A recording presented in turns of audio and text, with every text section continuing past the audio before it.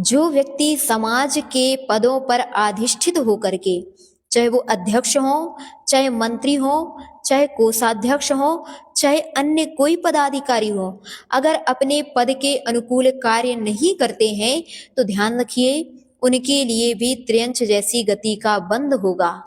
यह बात हम नहीं कह रहे, आचार्य उमा स्वामी मुनि महाराज स्वयं तत्वार्थ सूत्र ग्रंथ में लिखते हैं, माया तैरज्ञोनस्य। त्रियंच गति का बंध किसके लिए होता है? जो जीव मायाचारी करता है। अब इस बात को पदाधिकारी स्वयं विचार करें कि समाज ने आपको पद पर क्यों बैठाया था। इसीलिए नहीं बैठाया था कि जब सम्मान का अवसर आए तो तुम माला पहनने पहुंच जाना, जब सम्मान का अवसर आए तो तुम टीका चंदन लगवाने पहुंच जाना, जब पैसे लेने का अवसर आए तो तुम वसूली करने पहुंच जाना। केवल इसके लिए समाज ने आपको पद में नहीं बैठाया था। समाज ने आपको इसीलिए पद में बैठाया था कि आप समाज की, धर्म की, साधुओं की सेवा में तत्पर रहेंगे, इसीलिए आपको पद में बैठाया गया था। आज हम जो देख रहे हैं कुछ उल्टा ही नजर आ रहा है। पहले एक समय था जब पदाधिकारी सबसे आगे रहते थे और समाज के लोग पीछे रहते थे, लेकिन आज कुछ उल्टा ही देखने में आता है कि अन्य भक्तिमान श्रावक आगे नजर आते हैं और अंत में जाकर के जब साधु नगर में आ जाते हैं तब कहीं श्रावक लोग उनका परिचय कराते हैं कि महाराज श्री अमुक व्यक्ति ये हमारे यहाँ के अध्यक्ष हैं, ये हमारे यहाँ के मंत्री हैं। अन्य व्यक्ति उनकी पहचान करा रहे हैं। अरे यह तो शर्म की बात है। आपकी पहचान कोई कराए ना, आपके कार्यों से सहज ही हो जाना चाहिए कि आप कार्य में लगनशील हैं, तो साधु अपने आप ही पहचान जाए कि निश्चित ही यह कोई ना कोई पदाधिकारी होगा। यह आपका कर्तव्य रहा है। लेकिन आज जो उल्टा देखने में आ रहा है, यह आपके लिए तीव्र कर्म का आश्रय कराने वाला है। मंदिरों में जो चींटी, चाहे चूहा, चाहे छिपकली, चाहे गजरथ में घूमने वाला वह हाथी कौन बनता है? वही जीव इस प्रकार की पर्याय को धारण करते हैं जिन्होंने पद से व्यामोह रखा था लेकिन पद के अनुकूल कार्य नहीं किया है। वही जीव मंदिरों में चूहा बनकर के चिटक खाते हुए नजर आते हैं, वही जीव चींटी बनकर के मंदिरों में चिटक खाते हुए नजर आती हैं, वही जीव मंदिरों में छिपकली बने हुए चिपके हुए नजर आते हैं और वही जीव लंबी सूंड लटकाए हुए हाथी बने नजर आते हैं। क्यों? क्योंकि आपने देखा होगा वह चींटियां जो चिटक दूसरे चढ़ा करके गए हैं, खाती वह चींटियां हैं। कौन बनी वह चींटियां? वही जीव चींटियां बन गए हैं जिन्होंने पद का व्यामोह रखते हुए नाम तो स्वयं का लिखाया कि मैं अमुक पदाधिकारी हूं, लेकिन कार्य करने के लिए अन्य कर्मचारियों को भेजा था, अन्य कोई श्रावकों को भेजा था, मुझे समय नहीं है यह कह करके। और जब साधु आकर के नगर में विराजमान हो गए तब माला और माइक पकड़ने के लिए स्वयं आगे हो जाते हैं। आज ये भी क्रियाएं हो रही हैं कि वह पदाधिकारी तभी दिखाई देते हैं जब नगर में कोई बड़ा अनुष्ठान होना होता है। पदाधिकारी तभी नजर आते हैं जब नगर में कोई बड़े साधु आ रहे होते हैं, तभी वह अपनी शकल दिखाएंगे कि अमुक व्यक्ति यहाँ आ गए हैं।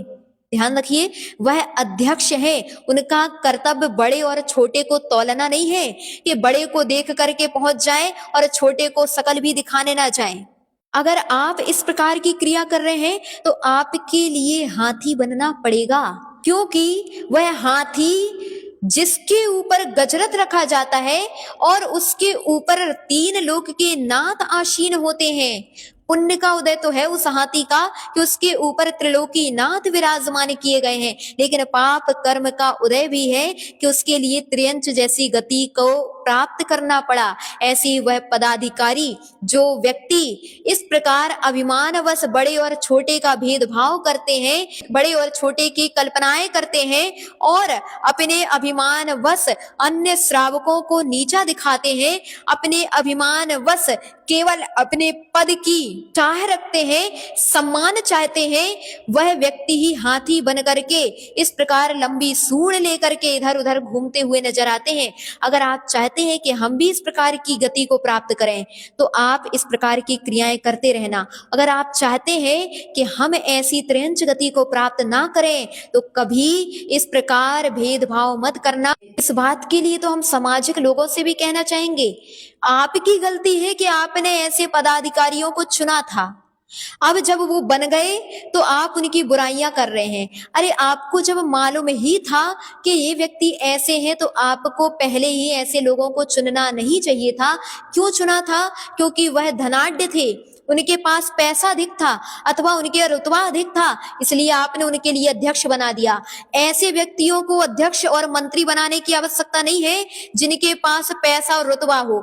आप तो उनके लिए अध्यक्ष और मंत्री के रूप में अधिष्ठित करें जिनका व्यवहार अच्छा है, जिनकी कर्तव्य निष्ठा है, जिनके अंदर भक्ति भाव है, जिनके अंदर बड़े और छोटे का भेदभाव नहीं है, उनके लिए ही पदों पर अधिष्ठित करना। और जो व्यक्ति लगन के साथ कार्य करते हैं, अरे कितने भी बड़े हों लेकिन छोटे बनकर के कार्य करते हैं, सबको एक साथ लेकर के चलते हैं, उन व्यक्तियों को पदों में बैठाना, उन व्यक्तियों को पदों में बैठाने की आवश्यकता बिल्कुल नहीं है जो धनवश से बड़े हैं। जितने भी पदाधिकारी हैं अपने पद के अनुकूल कार्य करते रहें। अगर नहीं कर पा रहे हैं तो पद से इस्तीफा दे दें और अन्य सामाजिक लोगों से यही निवेदन कर लें कि मेरी सामर्थ्य नहीं है इस पद के अनुकूल, दूसरे पदाधिकारी को चुन लें। इसलिए अंत में यही कहना चाहेंगे कि जो पदाधिकारी इस पद की गरिमा नहीं रख पा रहे हैं, अपने पद के अनुकूल कार्य नहीं कर पा रहे हैं, तो सहज मात्रा में अपने पद को इस्तीफा दे करके समाज से कह दें कि भैया मेरी सामर्थ्य नहीं है कि मैं इस पद को निर्विघ्न रूप से वहन कर पाऊं, अब मैं इस पद को छोड़ता हूं, किसी अन्य योग्य व्यक्ति को इस पद पर आसीन किया जाए जो इसका सहज रूप से और अच्छे तरीके से पालन कर पाए।